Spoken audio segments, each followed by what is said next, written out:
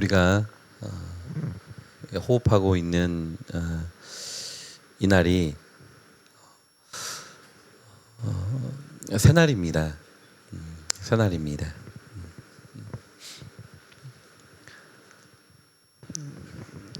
하나님께서 우리를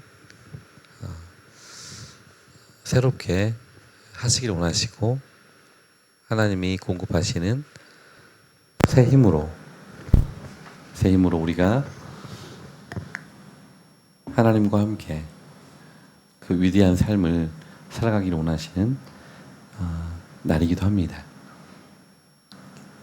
그래서 우리가 오늘 하루 또 하나님 앞에서 말씀을 청종하고 들을 것인데, 하나님이 말씀으로 우주 만물을 만드셨고 말씀으로 우주 만물을 컨트롤하고 계시고, 그리고 말씀으로 우리가 마땅히 살아가야 될 길을 가르쳐 주시고, 말씀으로 우리의 모든 문제들을 이렇게 풀어주시고 또 길을 열어주시는 분이십니다. 그리고 말씀으로 모든 만물을 충만케 하신다고 성경의 곳곳에 기록해 놓고 있습니다. 그래서 오늘 우리가 말씀을 들을 때 그 말씀이 그동안 여러분의 삶 가운데 공허하게 비어있던 곳들이 채워지는 그런 은혜가 있기를 간절히 소망합니다. 그래서 말씀이라는 그 진리, 우주 만물을 창조하고 컨트롤하는 그 원천적인 동력에 우리의 삶이 이번 기회를 통해서 완전히 플러그인 되기를 바랍니다. 네. 여러분의 삶이 돈에 플러그인 되면 금세 방전이 돼. 또 사람에게 플러그인 돼도 마찬가지입니다. 세상에 보험에다 플러그인 해도 마찬가지. 전부 다 그것들은 고장이 나든지 문제가 생기든지, 그리고 결국 소용 없어지게 될 것입니다. 하지만 우리가 전능자 하나님, 그 하나님의 말씀에 인생의 그 플러그를 꽂고 우리가 살아가면 우리는 날마다 독수리가 날개치듯 날개쳐 비상하듯이 우리 일상의 삶을 너무 아름답게 믿음 안에서 비상하며 살아가게 될 것입니다. 하나님은 당신의 백성들이 이 땅을 살면서 그렇게 살기를 원하시는 거예요. 네. 똑같이 무엇을 먹을까 마실까 입을까 이 문제 앞에 살아가야 됩니다. 크리스천들도. 그러니까 너희는 먼저 그 나라와 그 의를 구해라, 이 말은 너희가 무엇을 먹을까 마실까 입을까 이것은 중요하지 않다, 이 말이 아닙니다. 그거 하나님이 중요한 걸 다 아신다는 거예요. 우리에게 무엇을 먹을까 마실까 입을까, 이방인들이 날마다 걱정하는 거, 이거 중요하지 않은 게 아니라 정말 중요한 거 내가 다 안다. 아는데 너희는 그럼에도 불구하고 먼저 내 나라의 의와 하나님의 나라, 내 나라를 한번 구해봐라. 그러면 너희에게 진짜 필요한 그 모든 것들은 내가 천부 아버지 아니냐. 그러니까 내가 다 챙겨 줄 테니까 그거는 걱정을 조금 내려놔보고 내가 준 생명으로 나와 함께 한번 날아보자. 지금 하나님이 이 말씀 하시는 거예요. 그러면 그 길을 도상해서 우리가 누리게 될 전능자 하나님의 부요하심. 그렇죠? 우주 만물이 우리 아버지 것이잖아요. 그렇죠? 세상의 모든 권세들마저도 누가 세우셨어요? 우리 아버지가 세우십니다. 그리고 누가 폐위시킵니까? 우리 아버지가 전부 다 컨트롤하십니다. 우리 아버지 안에 다 있는 거예요. 그래서 아버지의 것들을 어떤 자식이 가장 편하게 부유하게 누릴 수 있을까요? 집에서도 아버지가 권세가 있고 그리고 명예가 있으시고 재정적인 그런 것들이 있는 아버지의 그 소유를 여러 자녀들 중에 가장 누릴 수 있는 자녀는 어떤 자녀일까요? 그렇죠. 아버지와 관계가 그렇죠. 관계가 가장 좋은 자녀. 그리고 아버지 말씀에 순종하는 그렇죠. 그 자녀에게 아버지의 모든 것이 곧 그의 것이지 않겠습니까? 우리가 인간적인 관계에서도 우리가 그렇게 물이 흘러가는데 천부 하나님 아버지의 약속이 곳곳에 그렇게 기록이 되어 있고 우리에게 약속으로 주어져 있습니다. 그럼에도 불구하고 일상에서 우리가 그 삶을 살지 못하는 이유는 제가 자꾸 말씀합니다. 결국 무엇 때문입니까? 욕심이기도 하지만 불신입니다. 불신. 네, 불신입니다. 참 가슴 아파요. 충격적이기도 하고요. 네, 왜냐하면 우리가 그 하나님의 부여를 누리지 못하는 이유가 다른 것도 아니고 불신 때문이라는 사실입니다. 그래서 하나님이 가장 기뻐하시는 게 뭐냐면 히브리서에서 11장에서 믿음이라고 말합니다. 믿음이 없이는 하나님을 기쁘시게 할 수 없나니. 예. 자, 그러면 이 말은 누구를 위한 말입니까? 우리를 위한 말입니다. 예.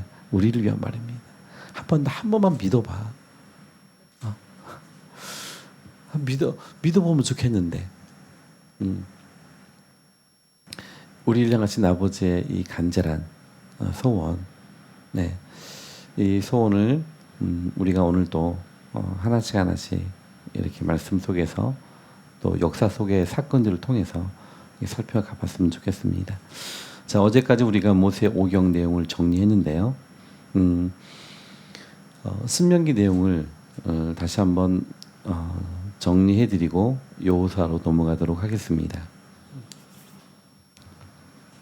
자, 이스라엘 백성들이 지금 어디에 있습니까? 현재 이스라엘 백성들이 있는 곳이 어디쯤일까요? 예, 이스라엘 백성들이 어디냐면 지금 모압이라고 하는 모압이라고 하는 평지에 모여 있습니다. 모압 평지. 요단강 동편 땅에 있는 것이죠. 자, 이 모압 평지에 이제 모여 있는데 이때 모여 있는 백성들은요. 40년 전 시내산에서 계수할 때 20세 이상으로 레인을 뺀 20세 이상의 모든 부모 세대와 그러니까 아비 세대죠. 아비 세대와 그들의 선배 세대가 지금 이 모압 평지에는 있습니까? 없습니까? 없습니다. 여호수아와 갈렙 그리고 레위인들 빼놓고는 다 죽었습니다. 자, 어디서 죽었을까요? 어디서요? 이 가데스 바네아 광야에서 이들이 뭐 하다가 죽었을까요? 네, 뭐 하다가 죽었을까요? 네? 먹고 자고 싸고 그러니까 그냥 생존하다가 다 죽은 거예요. 근데 이들이 생존을 택했던 근거 중에 뭐냐면 오아시스가 있었어요. 그러니까 그들의 삶에 미미한 평안이 있는 거예요. 새끼도 먹을 수 있는데 조금 더 맛있는 새끼 먹을 수 있는 거예요. 그리고 가끔씩 여행도 좀 다닐 수 있고, 그리고 내가 좀 하고 싶은 운동도 좀 하고, 그리고 오아시스 근처에서 좀 조깅도 좀 하고, 그리고 우리 아이들과 시간도 좀 보내고,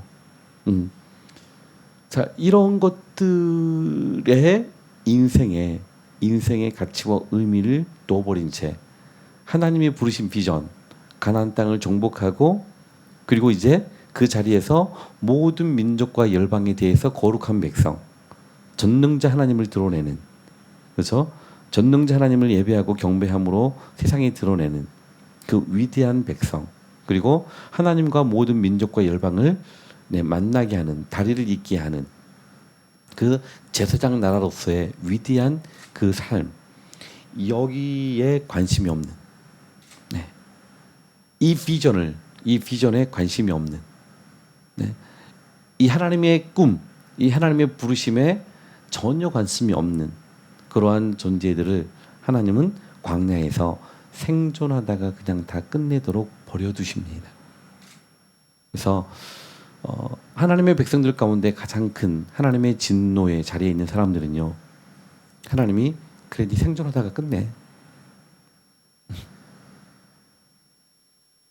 가장 비참한, 네, 삶이 되는 것입니다. 생존하다 끝나버린 인생. 분명히 하나님이 우리를 지금 세상에 어떻게 보냈어요? 출장 보내신 거예요. 출장. 아들의 죽으시는 그 대가를 지불하고 우리를 세상에 출장을 보내셨어요. 생명도 주셨고 우리의 모든 필요와 이런 것들 다 허락하십니다. 보았습니다. 그러면 출장 갔다 오면 반드시 뭘 해야 되죠? 보고해야 되는, 보고. 우리가 하나님께 보고해야 되는데 그분 앞에 나가면 우리가 보고해야 됩니다. 근데 우리에게 보고할 것이 있는가? 출장 보내놨더니 거기 가가지고 날마다 먹고 그리고 편히 자고 그리고 자기 육신이 원하는 대로 살다가 돌아와서 그분에게 할 말이 없다면, 우리를 출장 보내신 분에게 보고할 것이 하나도 없다면 얼마나 그 난감한 일이 되겠습니까?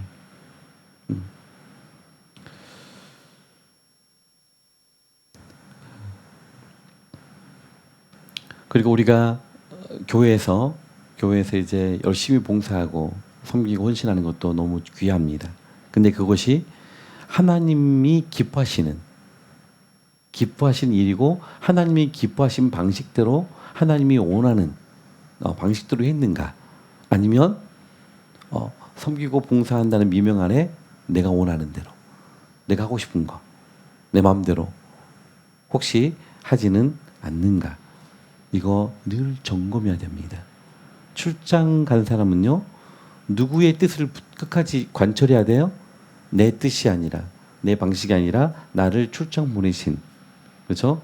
그분의 뜻과 그분의 소원과 그분의 원하는 것들 저희가 붙들고 그분이 기뻐하시는 방식으로 우리가 살아갈 때 하나님이 영광을 받으시고 또 우리의 삶에 하나님의 은총을 베푸시겠다고 약속하고 있습니다.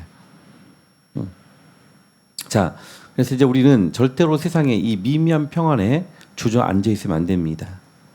앉아 있으면 안 됩니다.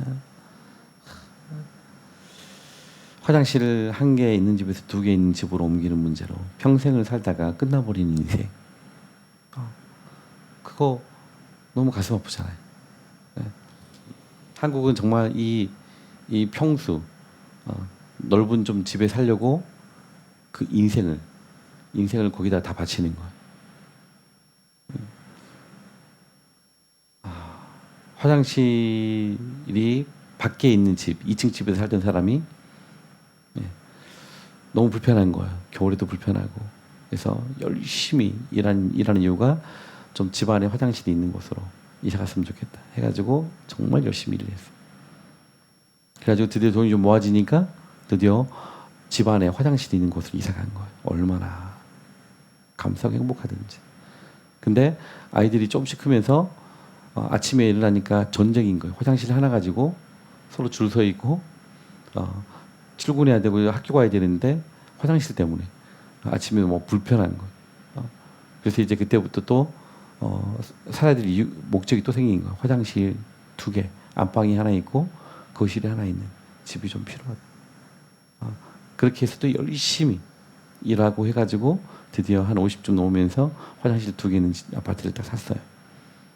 너무 열심히 일하고 하다 보니까 몸에 또 병도 걸리고 네.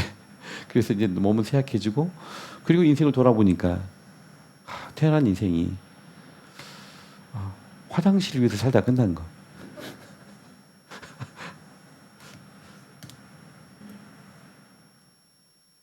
우리가 이렇게 살다가 끝나면 안 되잖아요.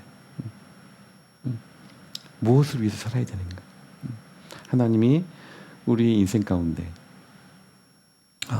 계획하신 그 하나님의 선하신 계획이 무엇인지를 지금 하나님은 이 역사 속에서 계속해서 그 말씀을 하고 계시는 거예요. 또 말씀하시고 또 말씀하시고 또 말씀하시고 또 말씀하시고, 근데도 이 바보 같은 백성들이 듣지를 못하는 거예요. 근데 오늘날 이 시대에도 정말 불쌍한 그리스도인들이 그토록 성경이 말하고 있고 또 예배를 통해서 하나님의 종들을 통해서 외치고 선언하고 선포하고 있는데도 불구하고 듣지 못하는 거예요.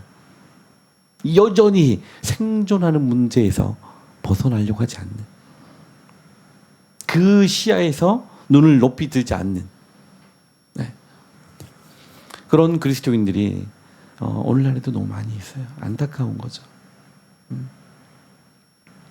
구약 성경에 백성들만 무지한 게 아니라 사실 이 시대 크리스천들은요, 모든 완성된 말씀을 가지고 있잖아요. 근데도 불구하고 이렇게 산다면 그건 정말 비참한 것입니다. 하나님의 면전 앞에 설 수가 없는, 네, 그런 삶이 되고 마는 것입니다. 자, 지금 그래서 지금 하나님은 자, 이스라엘 백성들을 이렇게 이제 부모 세대를 버리셨어요. 그리고 그 교훈을 통해서 다음 세대를 준비하셨습니다. 그 다음 세대가 지금 이들은 지금 다음 세대예요. 정복 세대입니다. 이 다음 세대를 하나님이 준비하시면서 모세를 통해서 단도리 하신 게 있습니다. 그게 바로 신명기인데, 신명기를 간단하게 설명하면 이렇습니다. 신명기는요, 시제가 과거, 그 다음에 현재, 미래 시제, 네, 이렇게 세 가지로 나눠져 있습니다. 그래서 1장부터 4장까지는 과거 시제, 그동안 해왔던 일들을 쭉 회상하고, 그다음에 5장부터 26장까지는 현재 시제, 27장부터 34장까지는 이제 미래 시제로 기록되어 있습니다. 그래서 과거, 자, 하나님께서 행하신 일들, 그렇죠? 하나님이 행하신 것, 예, 행하신 일, 이 과거에 하나님이 행하신 일을 현재 기억하고 순종하면 미래 반드시 뭐예요? 복을 받게 될 것이다. 하나님의 약속한 복을 받게 될 것이다. 이게 지금 시작 성경 신명기의 가장 중요한 주제입니다. 자, 그러면서 동시에 하나님이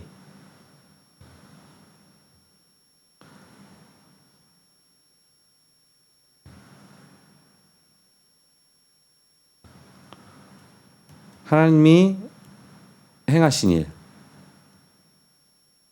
이 행하신 일을 망각하고, 자, 망각해버리면 곧바로 나타나는 게 뭐겠습니까? 불순종이죠. 망각하고 불순종하면 반드시 저주를 받게 될 것이다. 하나님의 진노를 피하지 못할 것이다. 이거 이야기하고 있는 것이 신명기입니다. 신명기 메시지 너무 심플해.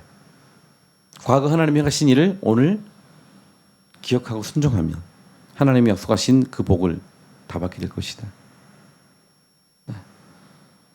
하지만 하나님이 행하신 일, 그리고 하나님이 계획하신 일, 하나님이 부르신 일을 망각해버리고 그 일에 불순종하면 반드시 하나님의 진노와 저주를 받게 될 것이다.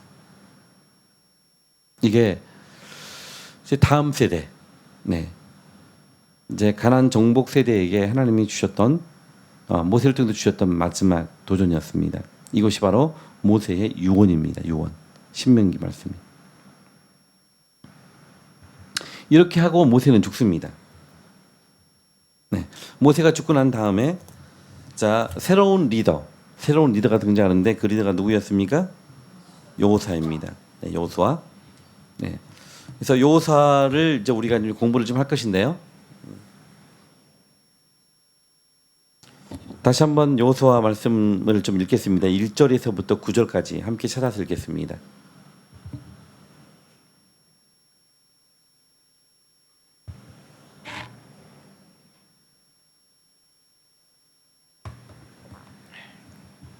여호사서 1장 1절에서 9절까지입니다. 자, 한 목소리로 함께 합독하시겠습니다. 시작.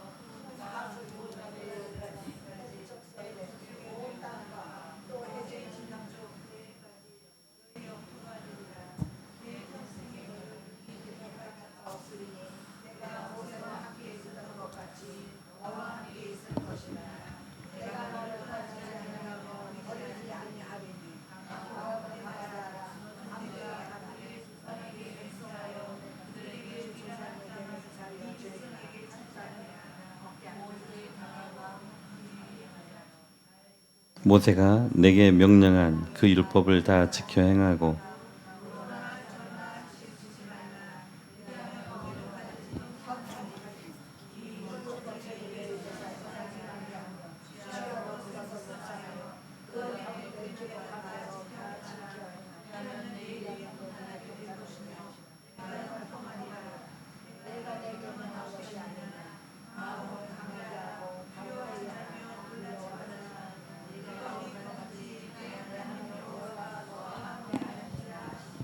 아멘, 아멘. 자, 새로운 리더 여호수아가 이제 역사의 무대 위에 등장했습니다. 그랬을 때 이 여호수아가 이제 가나안 땅을 정복해야 됩니다. 이 이스라엘 백성들을 데리고. 자, 두려웠을까요? 두렵지 않을까요? 믿음으로 사는 사람들은 두려울까요? 두렵지 않을까요? 네? 믿음으로 살려고 도전하면 결단하면 두려울까요? 안 두려울까요? 네, 좀 헷갈리죠. 네, 두려운데 안 두려워요. 네, 어렵습니다. 믿음으로 살려고 하면 두려운데 안 두려워요. 자, 무슨 말이냐면 믿음으로 살려고 할 때 여러분 두렵습니다. 왜냐하면 믿음으로 산다는 말은 사탄과 정면 대결하겠다는 겁니다. 네. 모든 사단의 세력을 직면하겠다는 것입니다. 그러니까 폭풍우를 맞서 대항하겠다는 것입니다. 모든 역풍에도 도망치지 아니하고 거기에 꼿꼿하게 서 있겠다는 것입니다. 이 믿음으로 도전하는 사람들의 태도입니다. 그러니까 두렵죠. 네. 그런데 두렵지 않다 그랬습니다. 왜 그렇죠? 그 두려움보다도 더 크신 하나님이 나의 배후에 계시기 때문입니다. 네, 나의 보호자가 되시고 나의 지지자가 되시고 나를 그 모든 두려움으로부터 뛰어넘게 하는 그 두려움의 성벽을 뛰어넘게 하는 그 능력이 있으신 아버지 하나님이 나와 함께 계시기 때문인 것입니다. 그러니까 두려운데 안 두려운 거예요.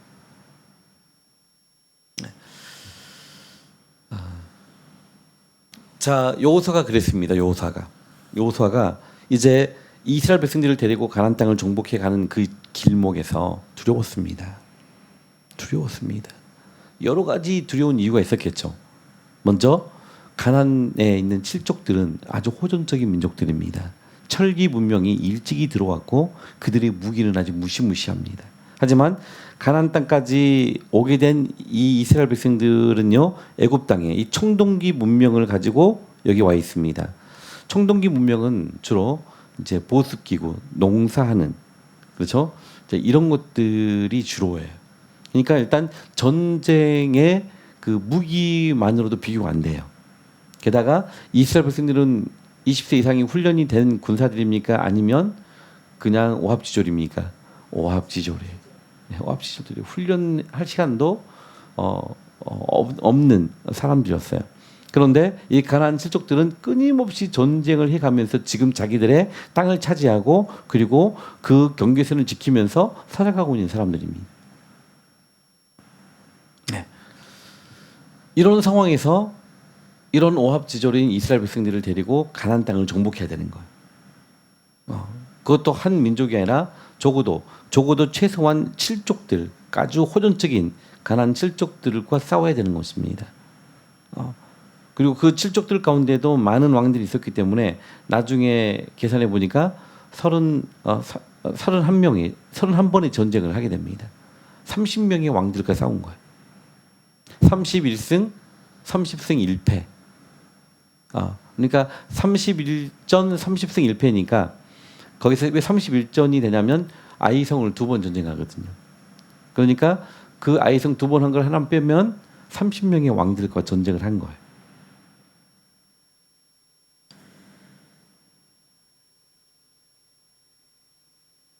네.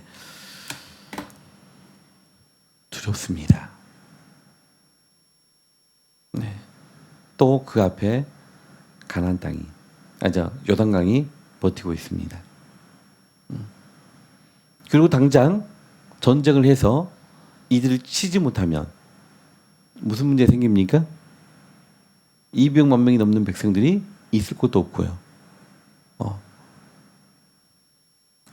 기거할 것은 물론이거니와 가나안 땅에 들어가서도 하나님이 어디까지 먹여주고 입혀줄지, 그렇죠? 그것도 또 모르는 상황. 모든 것들이 두려울 수밖에 없는 상황입니다.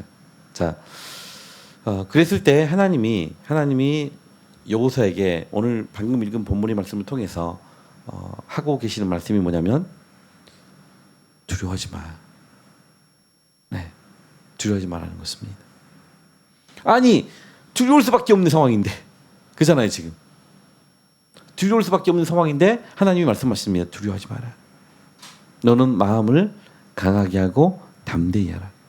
여러분, 이건요 정말 우리에게 정말 중요합니다. 우리가 인생을 살아가면서 두려움이 엄습하고 고난을 당하기 시작할 때 우리는 어디서부터 무너집니까? 마음이 무너져요. 그렇죠? 마음이 무너지고 그리고 생각이 멈추게 되면 끝없이 추락하는 거예요. 네, 끝없이 추락하고 길을 잃게 돼요. 그런데 하나님이 계시니까 우리가 그때 어떻게 해야 돼요? 마음을 강하게 해야 되는 거예요. 어떠한 어려움을 당했을지라도 마음을 강하게 하고 담대히 하고 하나님이 함께 하시도록, 네, 하나님의 도움을 구하는 것입니다.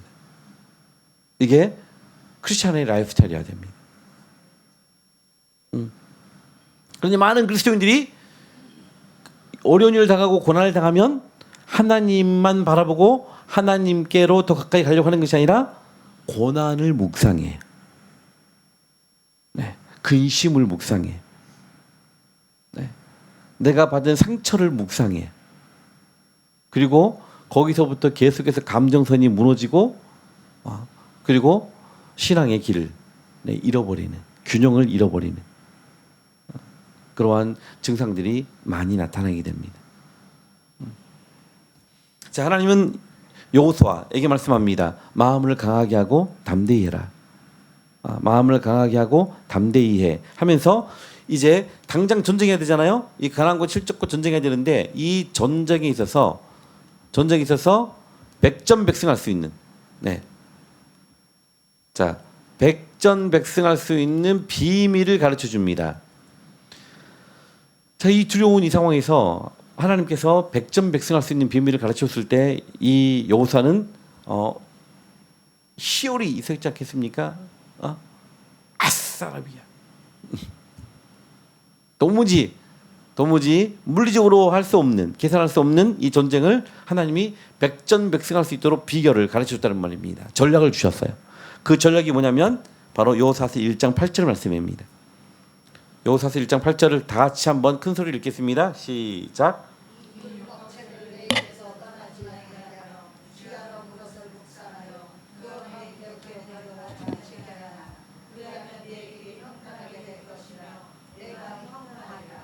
아멘. 아멘. 하나님이 말씀하십니다. 이제 백전백승할 수 있는, 자, 그 말이 제 말이 아니고요. 말씀에 기록되어 있습니다. 내가 평탄하게 될 것이다. 내가 형통하리라. 평탄하기란 말은요, 프로스퍼로스, 아주 풍성하고 부유하게 될 것이다. 네, 그리고 내가 형통하게 될 것이다. 형통은요, you will be successful. 네, 성공하게 될 것이다. 지금 이 말이에요. 이 평탄과 형통이라는 그 하나님 약속하신 단어 안에서 지금 제가 여러분들에게 설명한 거예요. 백전백승한다는 거예요. 그러면 어떻게 하면 우리가 백전백승할 수 있는가? 먼저 첫 번째 율법, 그렇죠? 율법입니다. 율법책에 기록된 그 말씀을 주야로 뭐 하는 거예요? 하나님의 말씀을 주야로 묵상하고 그렇게 묵상한 말씀을 내 삶 속에서 어떻게 해요? 지켜 행한다. 적용. 네. 하나님의 말씀을 주야로 우리가 절대 시간을 떼놓고 날마다 우리가 묵상하는 겁니다. 그 말씀의 깊이를 파내는 것입니다. 그리고 그 안에서 깨달아진 감동이 된 하나님의 말씀을 우리가 지켜서 순종할 때, 자, 순종하면 나오죠? 이 조건문입니다. 이 율법책을 내 입에서 떠나지 말게 하여 그것을 주야로 묵상하여 그 안에 기록된 대로 다 지켜 행하라. 그리하면, 네, 그리하면, 그다음 나오죠? 내 길이 어떻게 돼요? 평탄하게 될 것이고, 그리고 내가 뭐예요? 형통하게 되리라. 자, 우리가 해야 될 일은 우리가 평탄케 하고 우리가 형통케 할 수 있습니까? 없습니까? 우리가 할 수 있는 영역이 아니에요. 우리가 하는 게 아닙니다. 그건 하나님의 영역이에요.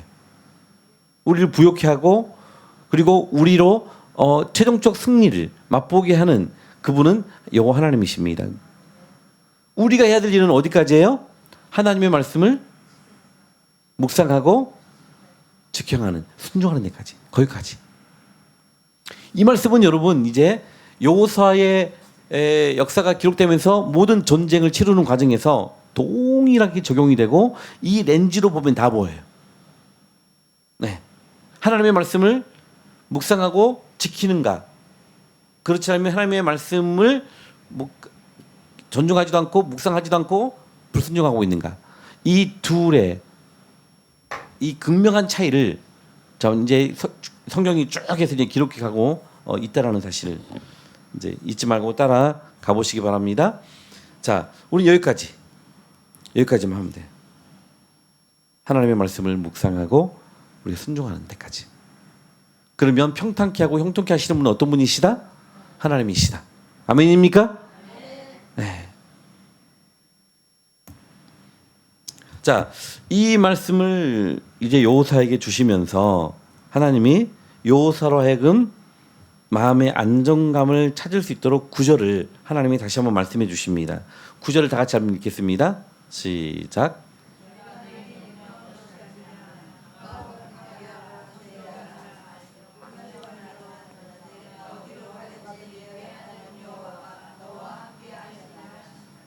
아멘. 자, 두려워하지도 말고 놀라지도 말아야 될 이유가 무엇이냐면요, 두 가지입니다. 자, 첫 번째는 하나님이 함께 하신다는 겁니다. 자, 가나안 정복 누가 하신다고요? 하나님이 함께 하신다. 아멘. 네, 하나님 함께 하시고 그 다음에 하나님이 동행하실 뿐만 아니라 내가 내게 명한 것 아니냐. 자, 이 말씀이 무슨 말씀일까요? 하나님이 내게 명한 것 아니냐. 이 말은 무슨 말일까요? 가나안 정복이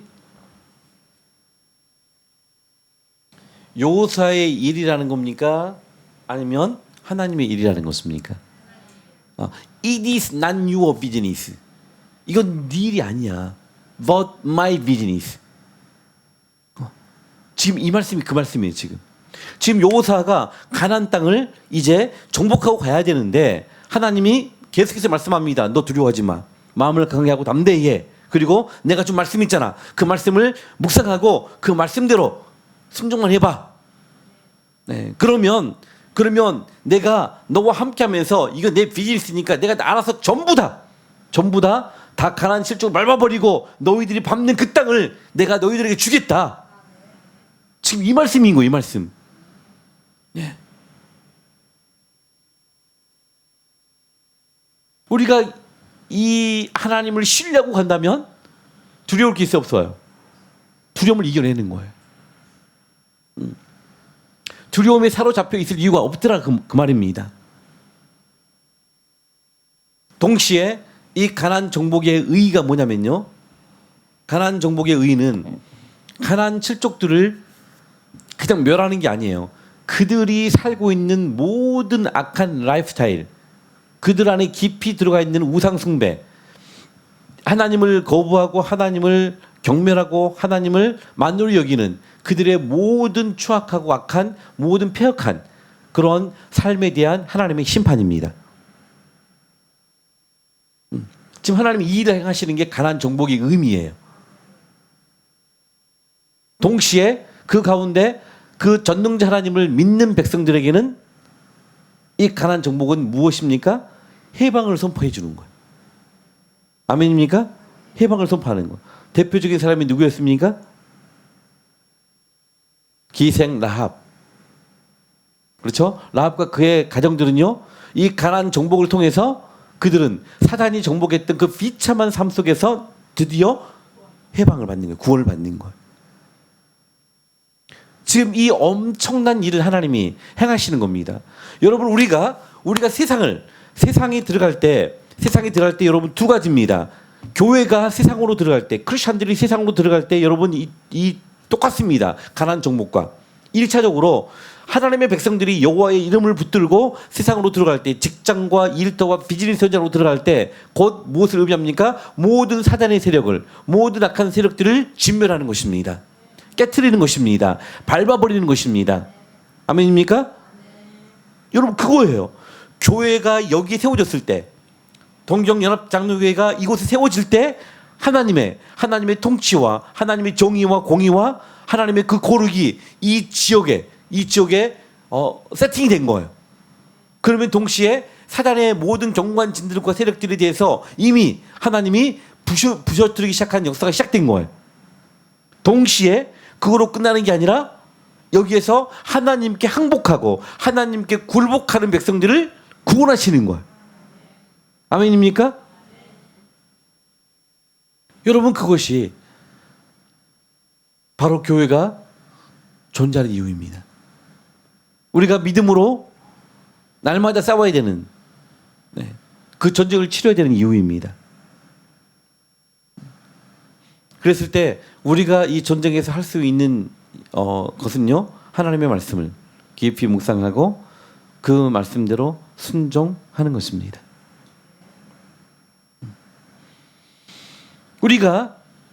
우리가 이 말씀, 지금 배우는 말씀대로 여러분들이 지금 순종하기로 결단하고 그리고 그 순종을 위해서 대가 지불하기로 여러분들이 삶을 정돈하기 시작할 때, 저는 그렇게 해서 우리가 하나님께 무릎을 꿇을 때 하나님이 일어서십니다.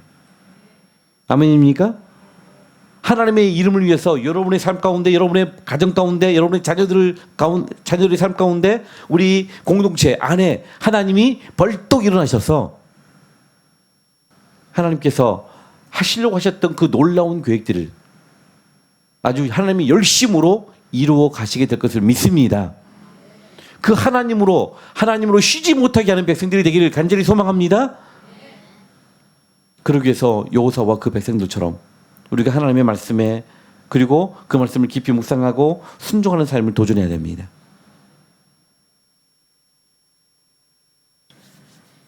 그래서 여호사는 너무 힘이 생겼습니다. 아, 내가 두려운데 하나님이 나와 함께 하시는구나. 내가 두렵지만 전능자 하나님이 바로 우리 편이고 우리를 위해서 전쟁에 능하신 그분이 싸우시는 거구나. 네.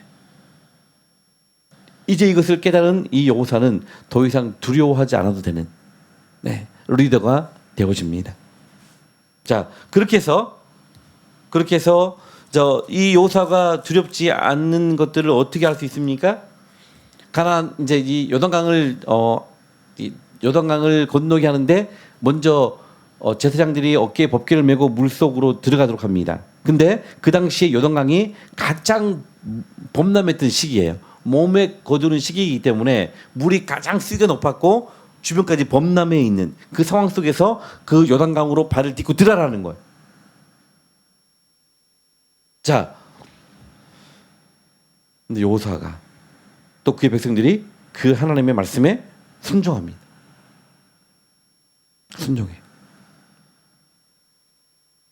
순종했을 때 이제 놀라운 일이 벌어지죠. 놀라운 일이 벌어지는데 그 일이 뭐였습니까? 요단강이 갈라진 거예요. 요단강이 그러니까 저기 갈릴리 바다에서 내려오던 그 물이 뚝 끊어지고 그리고 사해로 내려가던 물도 끊어졌습니다. 근데 거기서 끝나는 게 아니라 내려오던 갈릴리 바다에서 내려오던 그 물이 그냥 멈춘 게 아니라 그게 거꾸로 역류해서 25km까지 위로 올라갑니다. 올라가서 아담 변방급에 쌓였더라. 그리고 네 하류로 이제 사해 바다로 내려가는 물은 완전히 끊긴 곳입니다. 그러니까 어떻게 뭐 감으로 가지고 어느 지역에 물이 좀 떠랑처럼 흐르는 곳을 지나 건너간 게 아니고요. 가장 범람했던 시기에 이 물이 멈춘 정도가 아니라 거꾸로 역류해 가지고 25km까지나 올라갔다는 사실입니다.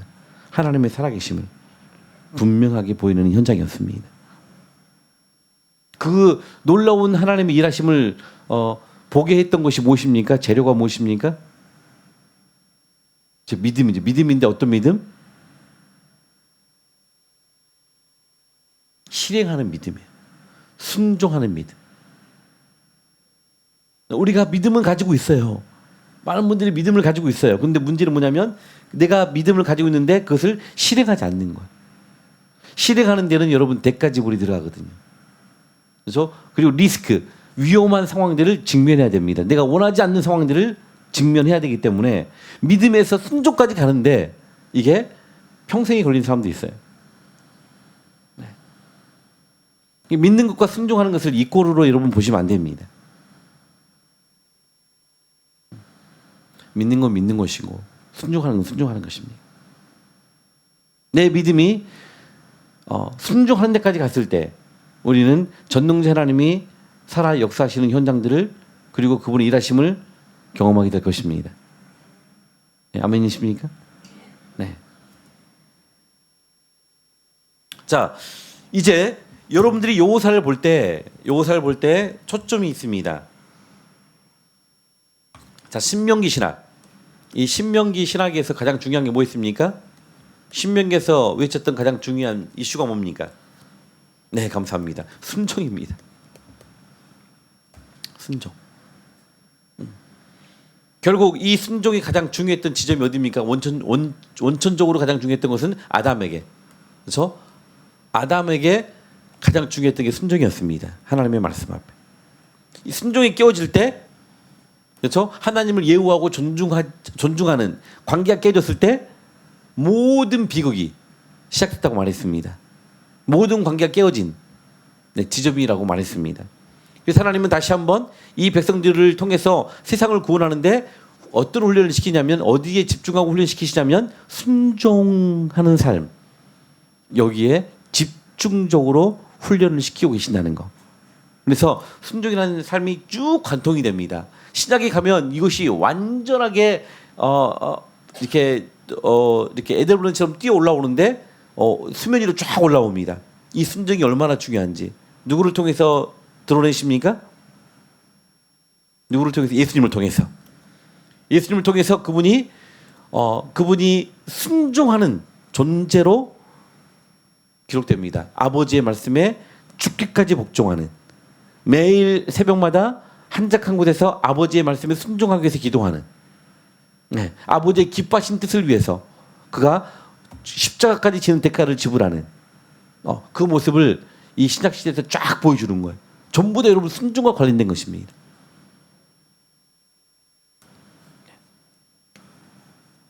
자, 여호수아가 바로 이 순종의 훈련의 한 복판에 있습니다. 한 중심에 서 있는 사람이 여호수아입니다. 자, 그래서 이제 여호수아를 조금 설명하면 이렇습니다. 가나안 정복을 하는데 이제 이들은 자, 무엇으로 가나안 정복을 합니까? 무기로 하는 게 아니라 순종으로. 이 백성들이 가나안 정복을 어떻게 하냐면 순종을 합니다. 무기로 하는 게 아니에요. 전략으로 하는 게 아니에요. 군사수로 하는 게 아니에요. 자, 그랬을 때 이제 가나안 정복은요, 이렇습니다. 미국이란 나라인데요. 미국이 유럽에서 구라파에서 이 동부 쪽에 먼저 이민을 오게 됩니다. 그래가지고 동부 쪽에서 정착을 하게 되고 그 다음 이 미국 역사가 계속해서 어디로 진행됩니까? 서부로 서부로 진행됩니다. 그래서 우리가 서부 개척 역사라고 이야기를 합니다. 동쪽에서 서쪽으로 갑니다. 이게 이제 가나안 정복 역사도 마찬가지입니다. 요단 동편 땅에서 요단강을 건너 가지고 서쪽으로 쭉 밀고 올라가면서 그 다음에 우리나라처럼 우리나라 지도가 안 보이네.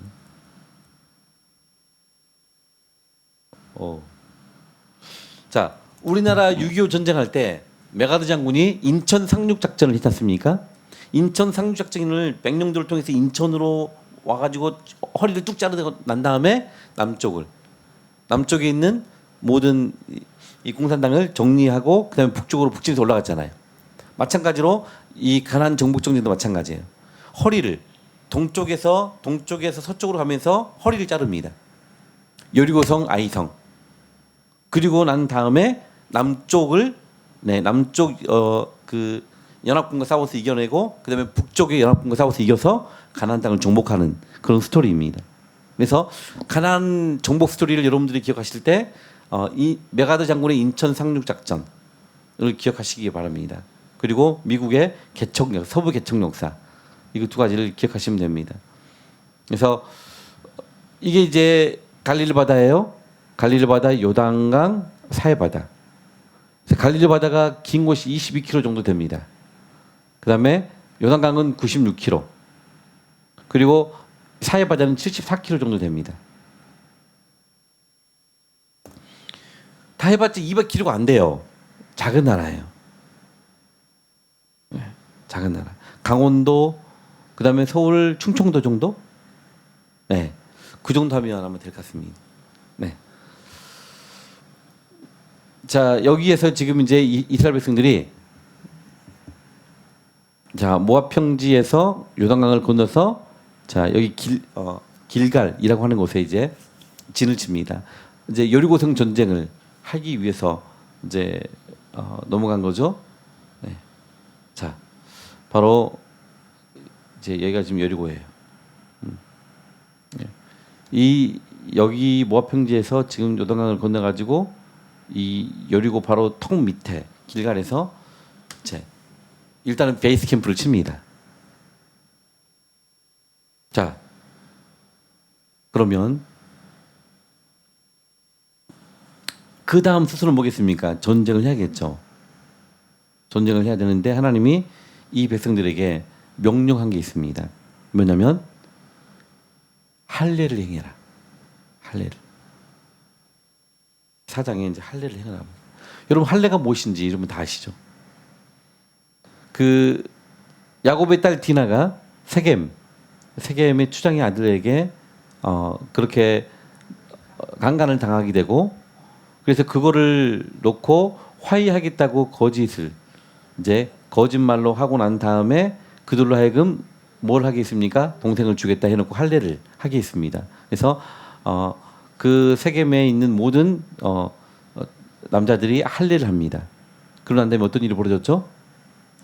레이가 루벤 일중심이 돼가지고 쳐들어가지고 다 죽입니다. 자, 일단은 그렇게 병사들이 할례를 행하잖아요. 그러면은 완전히 병력 제로가 됩니다. 싸울 수가 없습니다. 불가능합니다. 그러니까 바로 적진 앞에서 할례를 행한다는 말은 무슨 말입니까? 죽는 거죠. 그냥 죽음을 각오하지 않고는 절대로 할 수 없는 죽는 것을 각오하든지 미쳤든지 그렇죠? 제정신이 아니든지 그렇지 않고는 절대로 할례를 할 수 없는 지점이고 상황이에요. 근데 하나님이 그 여리고성 밑에 턱 밑에 달다 놓고 할례를 행하라는 거예요. 아브라함과 맺은 언약을 시행하라는 거예요. 그러면 여호수아와 백성들이 하나님 말이나 되는 소리입니까? 우리 그냥 죽으라고 그러시는 겁니까? 그럼 여기까지 뭐하러 데려오셨습니까? 하나님 우리를 통해서 뭐 하신다면서요. 뭐 이럴 수 있는 상황이잖아요. 그죠? 그렇게 좀 따지고 좀 불편해하고 불평과 원망을 해도 사실 되는 자리 아니겠습니까? 하나님의 약속이 있는 곳이니까. 근데 여호수아와 백성들이 그들 안에서 원불교를 싹 뽑아냈습니다. 네. 이 교회 안에 원불교가 있으면 안 됩니다. 네. 원불교, 원망과 불평과 교만. 네. 이 상황을 놓고 이 백성들이요 순종합니다. 할례를 행합니다. 그때 여리고성에 있는 그 군사들이 내려오면 쳐들어오면 어떻게 돼요? 다 끝나는 거죠, 그냥. 네, 다 끝나는 거죠. 근데 여기서 여호수아와 그 백성들이 순종합니다. 하나님의 말씀에 순종할 때, 자, 이들을 누가 보호하셔요? 하나님이 보호하십니다. 하나님이 지키십니다. 우리는 하나님의 보호가 필요한 사람들이에요. 하나님이 지키심이 필요한 사람들이에요. 돈으로 나를 보호하려고 하지 마십시오. 사람으로 나를 지키려고 하지 마십시오. 안 되는 거예요. 그걸 안 됩니다. 하나님만 우리의 유일한 보호자이십니다. 하나님만 우리를 지키실 수 있으십니다. 아멘입니까? 지금 그 훈련을 하나님이 지금 지키고 계시는 거예요. 지금 하나님의 지금 포석은요, 이들이 가나안 정복하는 데서 끝나는 게 아니라 가나안을 정복하고 난 다음에 거룩한 백성, 제사장 나라가 돼야 되잖아요. 모든 민족과 열방에 대해서 말입니다. 거기까지 하나님은 두시고 지금 이들을 전쟁하는 과정에서 훈련시키는 거예요. 전쟁도 힘든데 하나님은 그 다음 스테이지에 이들이 감당해야 될 삶을 놓고 동시 훈련을 시키는 거예요. 자, 하나님의 마음이 지금 느껴지십니까? 하나님이 우리를 그렇게 하시는 거니까 우리가 순종하면 되는 거예요. 근데 자꾸 내가 뻗당기고 그리고 내가 안 하려고 하고 내가 원하는 대로 내 육이 원하는 대로 하려고 하면 거기서부터 우리는 이제 하나님의 그 놀라우신 계획과 디자인 밖으로 이제 점점점 멀어져 가는 거.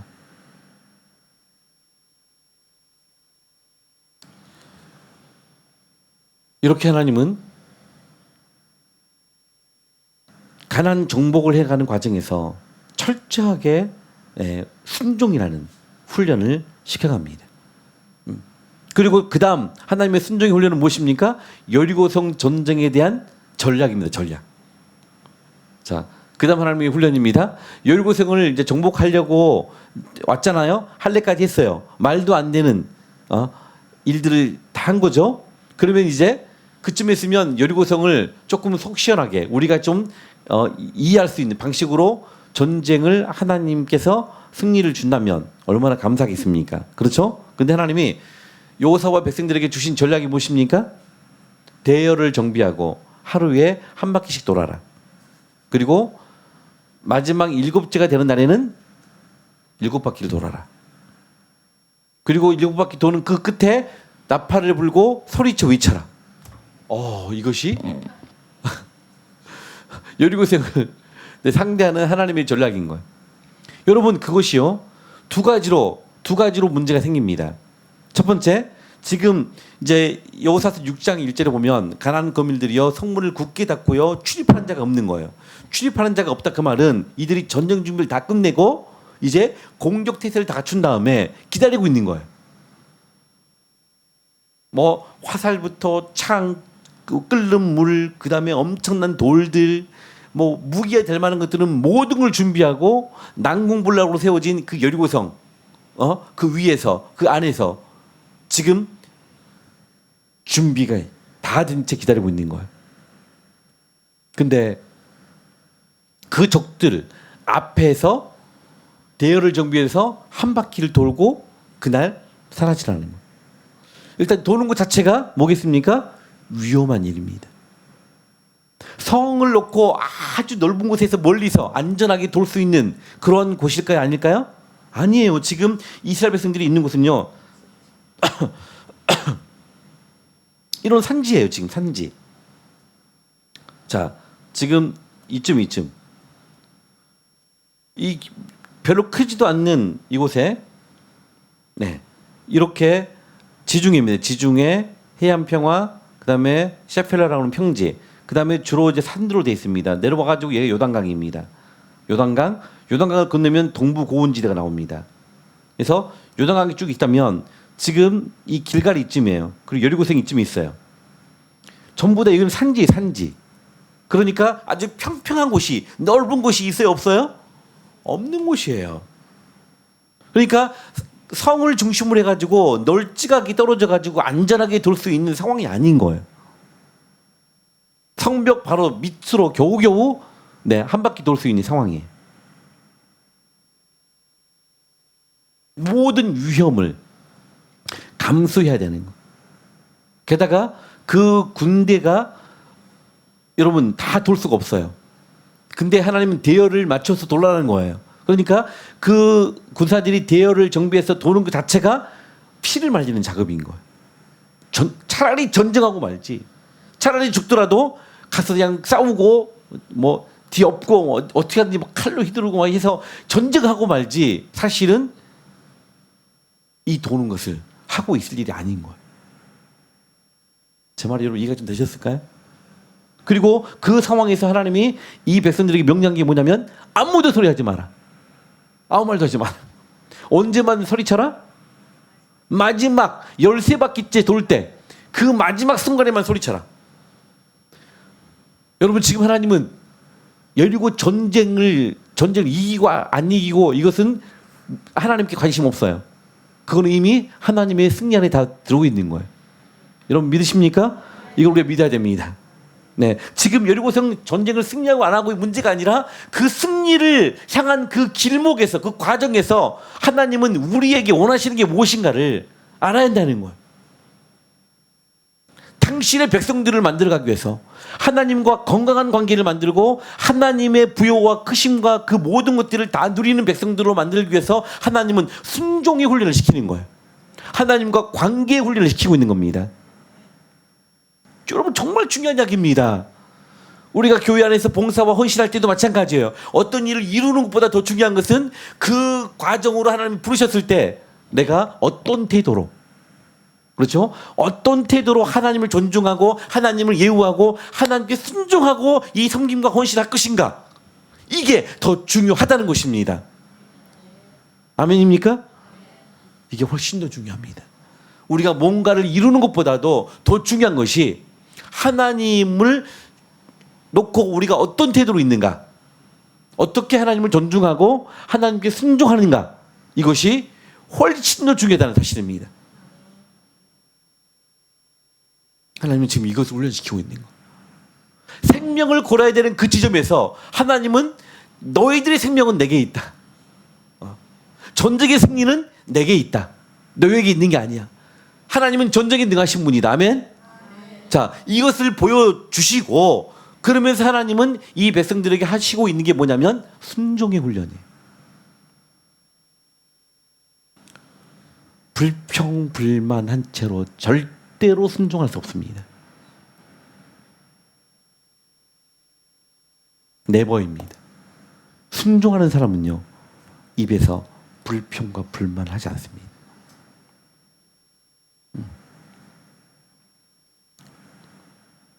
아마 이 백성들 가운데 수없이 그런 마음이 있었을 거예요.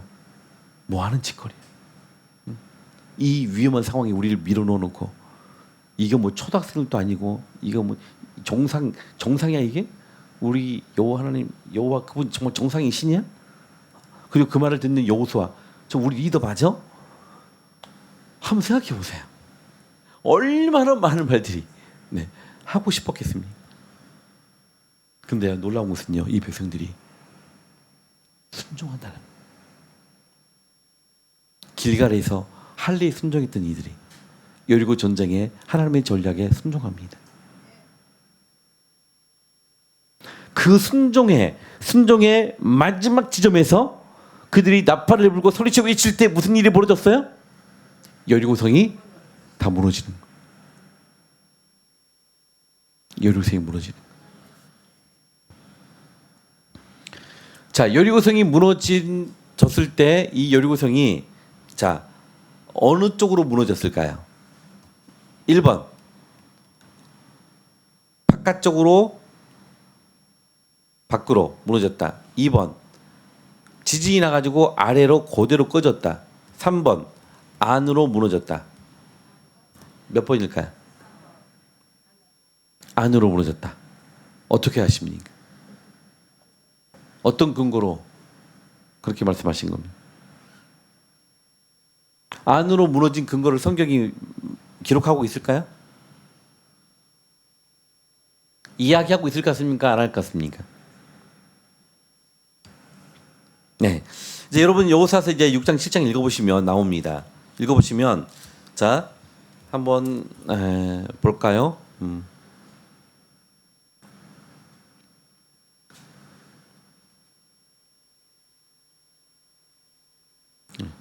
자 20절 6장 20절 21절을 같이 읽겠습니다. 6장 20절 21절 시작.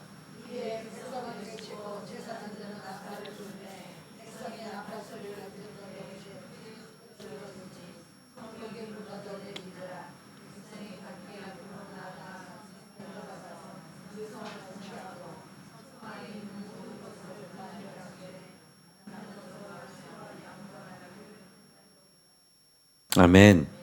네. 여기에서 자 성이 무너지고 그 성에 들어갑니다. 그리고 성에 들어가서 그 성을 점령합니다. 성이 만약에 밖으로 무너졌다면 그 주위를 돌았던 이스라엘 백성들이 다 무너졌겠죠. 근데 성이 아래로 내려갔다면 지진이 나가지고 그 다음에는 무슨 일이 벌어지겠습니까? 아주 치열한 전쟁이 벌어져야겠죠.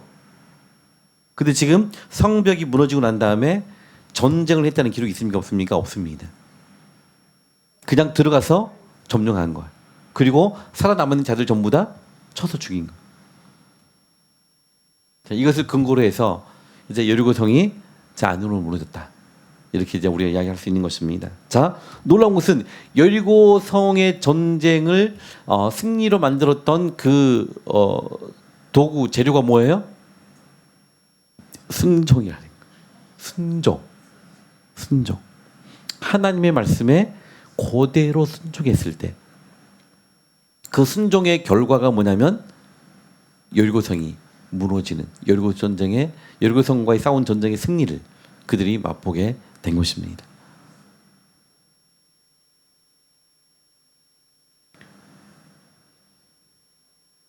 인류의 최초의 범죄가 불순종입니다. 그렇죠?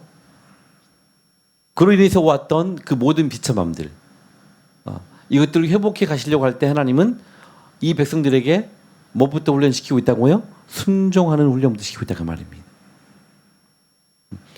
하나님이 우리 왕이시고 우리는 하나님의 백성이기 때문에 우리에게 가장 중요한 태도가 뭐냐면 가장 기본적인 태도는 순종하는 태도입니다. 이것이 우리에게 얼마나 익숙하고 견고하게 세워졌느냐에 따라서 그 한 개인과 그 다음에 그 공동체가 하나님을 드러낼 수 있는 캐파가 그 깊이와 능력이 거기서 결정되는 거야. 우리 동경연합 장로교회 모든 성도님들은 순종의 달인들이 되시기를 주님 이름으로 부탁을 드립니다. 네. 기꺼이 하나님을 신뢰함으로 순종하는 것. 하나님이 기뻐하신 일에 하나님이 마음을 쏟으시는 그 일에 순종하기 시작할 때 우리는 살아계신 하나님의 역사를 친히 눈으로 목도하게 될 것입니다. 자, 이게 이제 지금 하나님 계속해서 순종 훈련하고 있죠. 그런데 문제가 발생했어요. 아이성.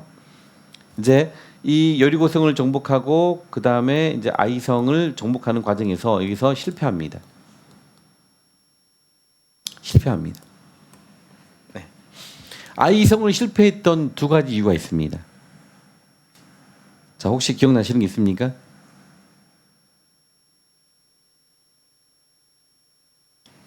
아이성 전쟁에서 실패했던 두 가지 이유가 있는데 첫 번째는 아간이 지은 죄입니다. 하나님이 이제 여리고 전쟁을 할 때 다 진멸하고 죽이되 아무것도 취하지 마라. 아무리 눈에 보기 좋은 곳이 있을지라도 취하지 마라. 그랬는데 아간이 은금을 취했고 그 다음에 신할산 외투를 지금으로 말하면 밍크 코트쯤 되는 겁니다. 너무나도 탐이 나가지고 그것을 숨긴 거예요. 불순종한 거죠. 하나님의 말씀에 이 한 사람이 순종하지 않은 것입니다. 그랬을 때 여러분 중요한 이야기입니다. 분명히 한 사람인데 하나님은 그 한 사람의 죄를 어떻게 물으십니까? 공동체의 죄로 물으십니다. 중요한 이야기입니다. 아간 한 사람의 죄악이 아간의 한 사람 개인의 죄악으로 끝나지 않습니다. 하나님의 백성, 제사장 나라, 거룩한 백성, 바로 이 커뮤니티이기 때문에 그 안에서 한 사람의 죄악이 공동체 전체에 미친다는 사실입니다. 우리가 한 몸이고 한 지체이기 때문에 하나님은 그렇게 간주하십니다. 그래서 우리가 나도 조심해야 되고 나도 내가 하나님 앞에서 성결을 도전해야 되지만 우리 지체들 위해서 끊임없이 중보해야 되고 그리고 권면해야 되고 그리고 하나님 앞에서 정직하고 성결하게 살도록 도전해야 되는 돌봐줘야 되는 이유가 여기에 있는 것입니다. 교회는요 한 몸이에요. 이 한 몸 가운데 지체 가운데 중요하지 않는 것이 있습니까? 하나도 없습니다. 제가 여기 오기 전에 미국을 갔다 왔는데 갑자기 여기 이쪽에 이게 뭐 터널 증후군인가 뭐 여러 가지 뭐 이유로 말하더라고. 여기 스치기만 해도 아픈 거예요. 스치기만 해. 조금 움직임에도 아픈 거예요. 보니까 나중에 그게 이제 이 겉에는 보이지 않는데 안쪽에 염증이 생겨가지고 그럴 수 있다고 하더라고요. 한 달 정도 제가 이게 아팠어요. 패치를 붙이고 별의별 걸 다 해봤어요. 그래가지고 지금은 나섰는데요. 여기 하나 스치면 아픈 게 이게요. 일상을 제대로 살 수 없는 거예요. 아무렇지 않게 일어나지고 세수하고 치솔질 했잖아요. 치솔질을 못 하겠는 거예요. 조금만 움직여도 아프니까. 세수를 못 해요. 이게 아프니까. 펜도 못 잡아요. 컴퓨터를 하려고 해도 이게 충격이 되니까 못 해요. 아니 세상에 여기 조금 아픈데 아무것도 못 하겠는.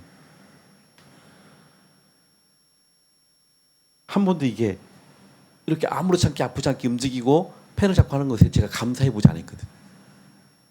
그 한 달 동안 진짜 제가 감사했습니다.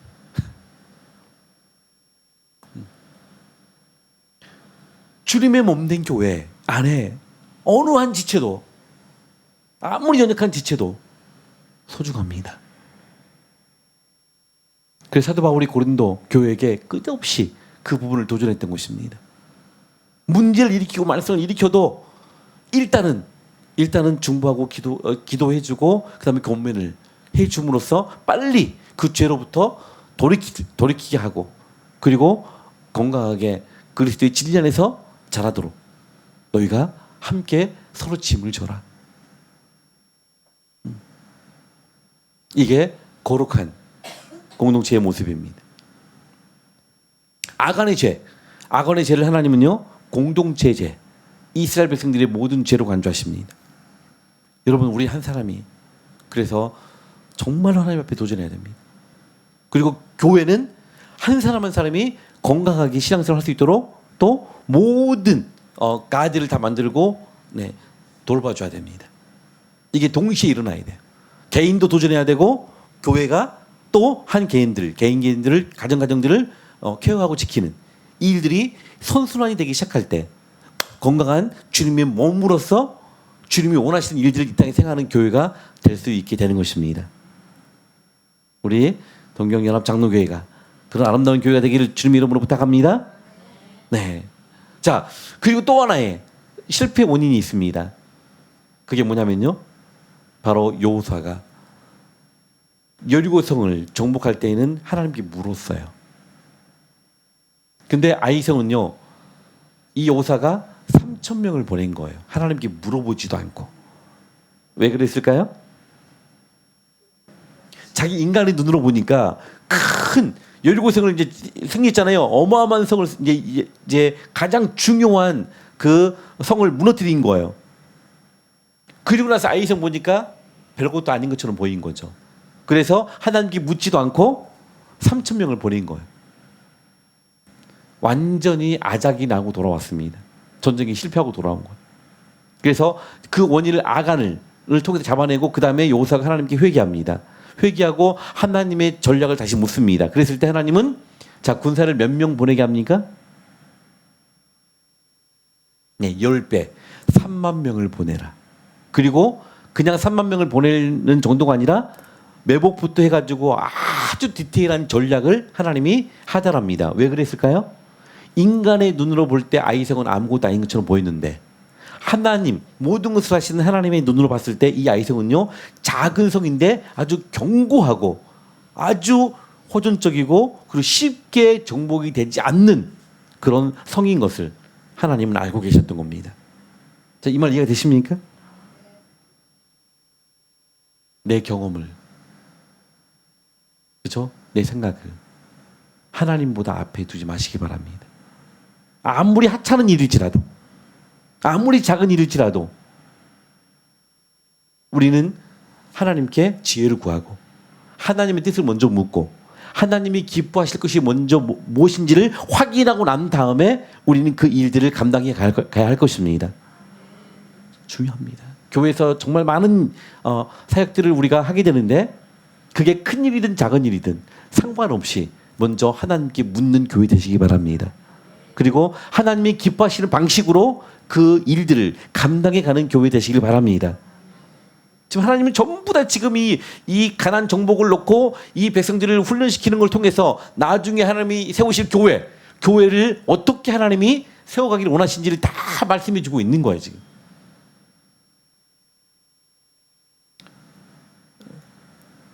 이 하나님의 스타일을 여러분이 빨리 아셔야 돼요. 네, 하나님의 스타일을 빨리 알아야지 우리가 그분의 스타일에 맞는 우리의 라이프 스타일을 가질 수 있게 되지 않겠습니까? 네. 자, 오늘 오전 말씀을 이제 마치려고 합니다. 자, 여기서 이제 한 가지 이제 더 말씀드리면 항상 크리스천들이 어디서 또 위험하고 무너지냐면요. 승리를 맛보았을 때, 하나님이 은혜를 맛보았을 때, 그리고 정말로 은혜와 감동이 되는 그 순간, 그 정상에 딱 서고 난 그 다음이 사단이 강력하게 우리를 유혹하는 지점입니다. 너 그냥 그만큼 했잖아. 너 최선을 다했잖아. 너무 멋졌어. 하고 그 순간부터 교만이든지 아니면 해이해지든지 그리고 내 육신의 욕구가 원하는 대로 가든지 바로 그 지점에서 순식간에 무너지는 경우들이 너무 많습니다. 하나님이 은혜를 베푸시고 하나님이 승리를 허락해 주시고 하나님이 긍휼을 베풀어 주시고 하나님이 감동을 주시고 했다면 우리는 그 지점에서 어떻게 해야 돼요? 더 마음을 추스리고, 그렇죠? 더 바짝 정신을 차리고 계속해서 하나님이 기뻐하시는 삶을 살도록 도전해야 됩니다. 더 하나님과 친밀하게. 근데 하나님이 은혜를 베풀어 주시면 그 베풀어 주는 은혜를 가지고 하나님이 잃어버리는 거예요. 그것을 누리고 만끽하니라. 이거 비참한 삶이 되는 거예요. 그 지경에 우리는 서지 않기를 소망합니다. 아멘입니까? 자, 우리 이제 이 여호수아 정복 전쟁 하는데 전부 다 누구 이야기하고 있어요? 네, 이야기하고 있는 거예요. 전부 다 우리의 일상에 믿음의 싸움을 살아야 되는 우리 이야기를 하고 있는 거예요. 우리가 잘 배우십시다. 그랬을 때 그리고 그 하나님이 여호수아와 함께했던 하나님이 우리와 함께 하시면서 우리의 모든 영적 전쟁을 승리로 장식하게 만들도록 우리가 믿음으로 도전하는 또 순종으로 도전하는 하나님의 아름다운 백성들 되기를 소망합니다. 기도하고 오전 시간 마치겠습니다.